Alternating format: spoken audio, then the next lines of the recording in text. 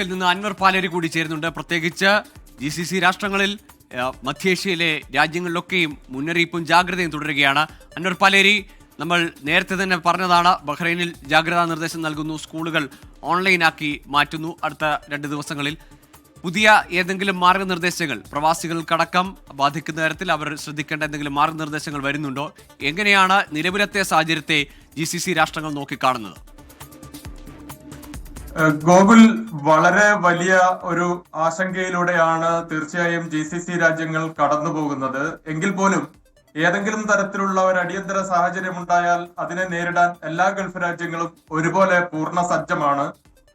നേരത്തെ ബഹ്റൈനിലും അതുപോലെ തന്നെ കുവൈത്തിലും വലിയ സുരക്ഷാ മുൻകരുതൽ നടപടികളൊക്കെ സ്വീകരിച്ചിട്ടുണ്ട്. നമുക്കറിയാം, ഇറാനുമായി ഭൂമിശാസ്ത്രപരമായി അടുത്ത് കിടക്കുന്ന 3 രാജ്യങ്ങൾ, ഇത് 3ഉമാണ്.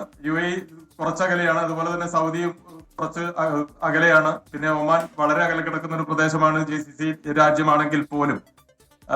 എന്നാൽ ഈ ബഹ്റൈനിലും കുവൈത്തിലും ഒഴികെ മറ്റ് ഗൾഫ് രാജ്യങ്ങളിലൊന്നും അത്തരത്തിലുള്ള സുരക്ഷാ മുൻകരുതലുകളൊന്നും ഇതുവരെ നൽകിയിട്ടില്ല. നേരത്തെ പറഞ്ഞിരുന്നത്, തുടക്കത്തിൽ ആണവ നിലയങ്ങൾക്ക് നേരെ അമേരിക്കയുടെ ആക്രമണം ഉണ്ടായപ്പോൾ ഏതെങ്കിലും തരത്തിലുള്ള ആണവ വികിരണ സാധ്യതകൾ ഉണ്ടോ എന്ന് സംശയവും ആശങ്കയും ഒക്കെ പല രാജ്യങ്ങളും പങ്കുവച്ചിരുന്നു.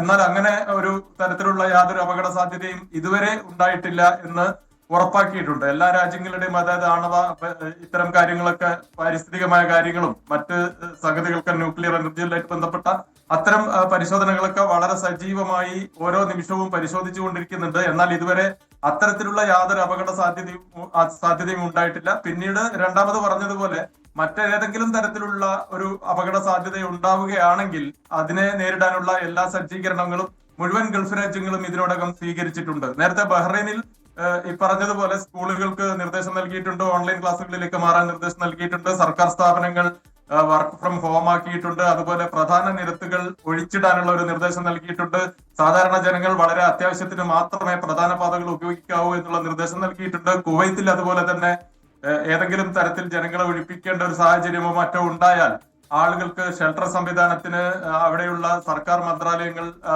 സർക്കാർ സമുച്ചയങ്ങളൊക്കെ സജ്ജമാക്കിയിട്ടുണ്ട്. എന്നാൽ അത്തരം സാധ്യതകളോ അത്തരം മുന്നറിയിപ്പുകളോ ഒന്നും ഇതുവരെ ഖത്തറിലോ മറ്റ് ഗൾഫ് രാജ്യങ്ങളിലോ ഉണ്ടായിട്ടില്ല എന്ന് തന്നെയാണ് നാം മനസ്സിലാക്കേണ്ടത്. ഗൂഗിൾ.